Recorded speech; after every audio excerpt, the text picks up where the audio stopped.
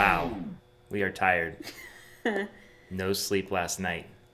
But it was good to have Tim Olson on the show, and you did get in the sauna last night, which I did. Maybe helped you sleep a little bit. Asher, our son, had me up every hour. I slept for 2 hours. Well, got an ear infection. Yeah, this has been happening for a while. This is the joys of trying to train, work, and be a parent. It's kind of rough, but no. Going back to Tim Olson's interview, I thought that he's kind of pioneering some things in ultra running, like the sauna, the high fat, and it actually works for him. I mean, he's not doing it because it's trendy. It actually works for him. And I wouldn't say pioneering, but he's utilizing those tools much more than your average runner. So I think it's something to look at. It works for him. Yeah, and I like the sauna too. I mean, we went on a long run on Sunday. I got in the sauna last night, and anything that's sore is just not sore anymore. So I don't know. It works for me too. I like it. Awesome.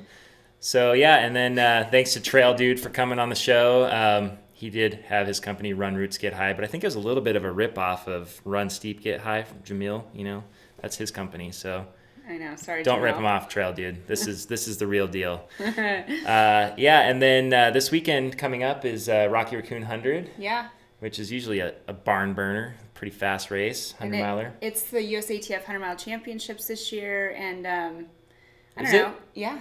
Okay, because that's been Burning River the last few years. Yeah, but, okay. So that'd be nice. It'll be good. Be a fast race for that one. I think in the ladies, Liza Howard is probably the favorite. I mean, she ran 15:07 at Stead and stopped twice or 3 times to pump because she is a little baby. And I will attest to you. I mean, there's a couple ways to go. You can either do it on the run, or you have to stop and take care of it. I mean, that's impressive. It's impressive. I would almost need an excuse like pumping in order to justify my times, but I don't have one. So we'd love to see her go under 15. I think that's her goal, and she seems to be fit enough to do it. She'll be running against Jennifer Pfeiffer from, she's kind of a local runner actually, like Northern Cal, Sacramento runner. And, oh, okay. She's more of a 50K, 50-mile specialist, but could totally give Liza a little run in the front. So, and then Nicole Studer, who just came off of Bandera. Oh, that's a quick turnaround. Is she actually running, or is that kind of... She's actually running, okay. I think. So We'll see what happens in the ladies. The guys, you got Ian Sharman. Sharman. Yeah. The question is, what was the year? Was it 2010, 2011? Maybe even earlier. I think 12. 2012. Can 2012 Ian Sharman beat 2015 Ian Sharman? We'd love to find out. Peter Hogg, who has the course record at Burning River, like a 14:25. Which is really impressive time considering some of the people that have run that race and not come barely under 16 hours. He's run 14 hours there. And I actually think the dark horse here probably is Paul Terranova. Is he in it again? Yes, he's coming off These people running 100Ks and then going right into the 100-milers. I know, but 2 weeks later. Paul, shout out. Runs. Let's go. Let's. It'll be fun. And Scott Dunlap, who's always just a perennial, Scott's amazing, fantastic runner. Yeah.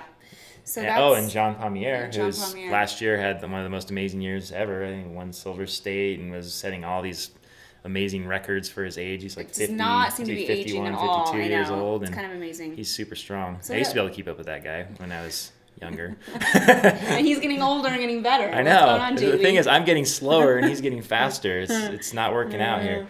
And then, so that's pretty much that. We'll give you a recap of that on Monday.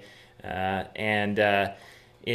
thought we'd just do a little segment here, kind of giving you guys some heads up on some races that are almost going to sell out. A little lottery. Well, I guess there's no lotteries, but some sellout reports, I guess. So we've got the Western States Training Camp. Day one. Saturday sold out. But you could go Sunday and Monday, and I recommend that you do. It's a good even weekend. If you're not running the race. Such a good training weekend. Yeah, it's a good back-to-back weekend.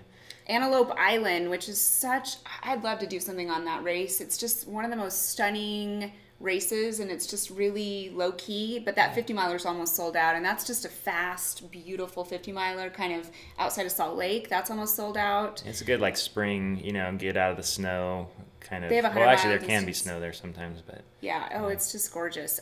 White River 50 is almost sold out, and that's a summer race, so it's like August or something, July or August. Yeah, so check that out if you're going to do it. And then finally, Bigfoot 200. The sign-up registration starts January 30th. All you 200-mile people, we just talked with Candice and did a bunch of interviews with 200-mile runners. So check that out last episode.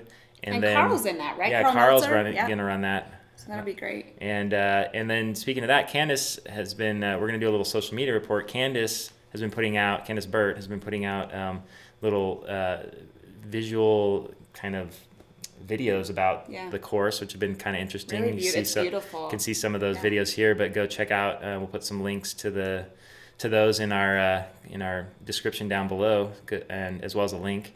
And then what else is new? Ginger Runner did a nice interview with Michael Wardian last night. So he's amazing. I mean, check that out. There's a good there's a link here.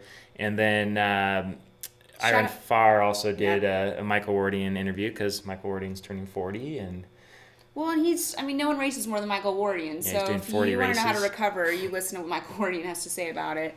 And also on Iron Farr, AJW has reported that he's not going to be racing this year. So I'd love to have him on. AJ will call you. Andy Jones-Wilkins, for those of you who don't know the legend. Yeah, he's definitely a legend. So read up on that. Go to Iron Farr for that. And then UltraRunner Podcast actually did a much more entertaining interview with Michael Arnstein than we did. Way better interview. I don't know how that happened, because we are just so good at interviewing people. But go check it out. Eric Schranz does a great job, and it's such an entertaining interview. Michael Arnstein is a beast. He goes beast mode. Exactly. Yeah.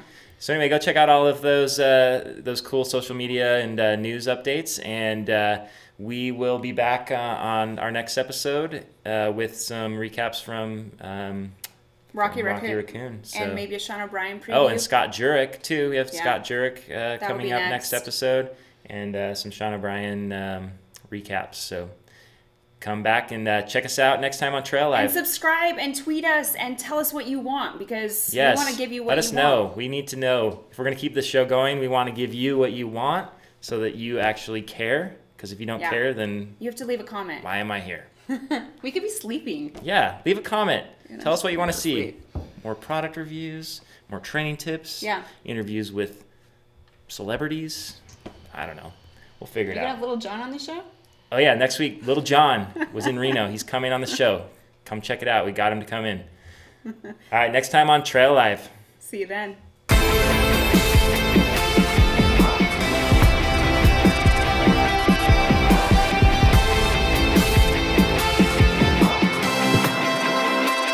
The potential of doing this course in 3 days. There's this deep draw to try to achieve something that you don't know whether you can do or not. Hal and I are both expecting fathers.